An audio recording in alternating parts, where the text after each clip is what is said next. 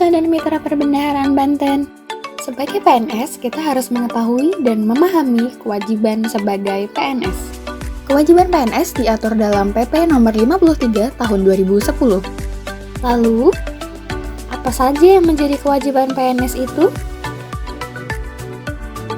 Yuk, mari ikut Mimin untuk mengetahui apa saja yang menjadi kewajiban PNS itu. Pertama, mengucapkan sumpah atau janji PNS. 2. Mengucapkan sumpah atau janji jabatan.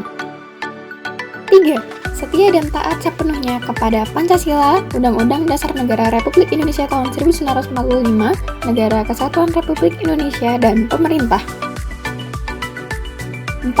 Menaati segala ketentuan peraturan perundang-undangan. 5. Melaksanakan ketentuan kedinasan yang dipercayakan kepada PNS dengan penuh pengabdian, kesadaran, dan tanggung jawab. 6. Menjunjung tinggi kehormatan negara, pemerintah, dan martabat PNS.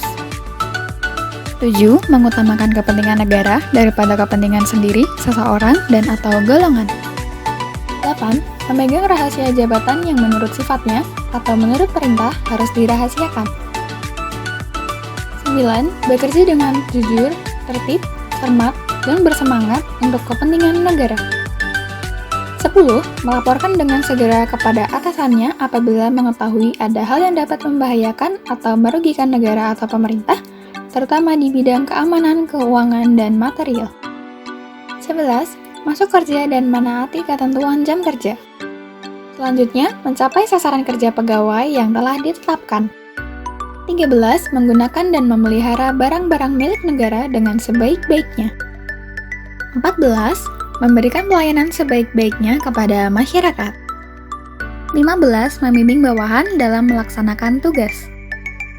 16. Memberikan kesempatan kepada bawahan agar mereka dapat mengembangkan karirnya.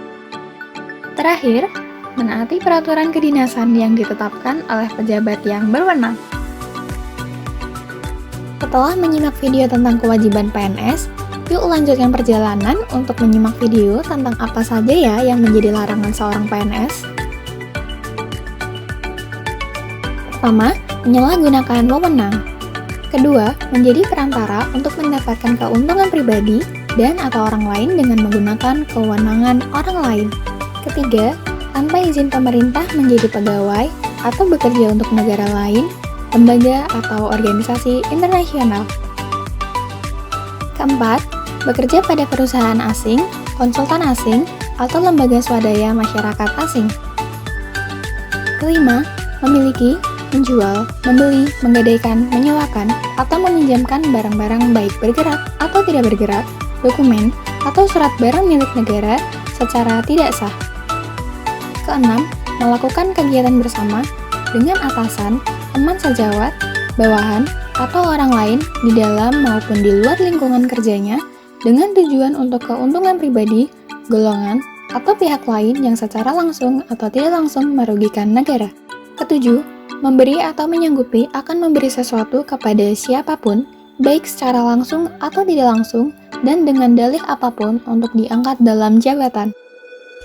8. Menerima hadiah atau suatu pemberian apa saja dari siapapun juga yang berhubungan dengan jabatan dan atau pekerjaannya. 9. Bertindak sewenang-wenang terhadap bawahannya. 10.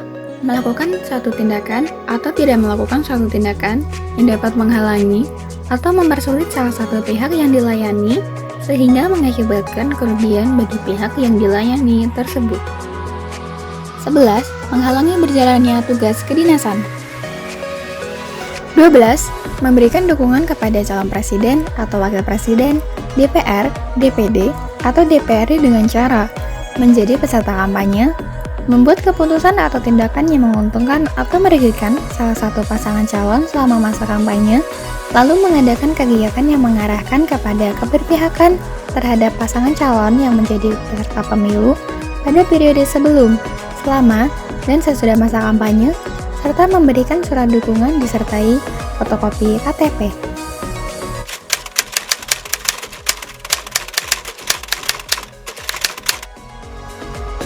Mari berubah menjadi PNS yang lebih baik.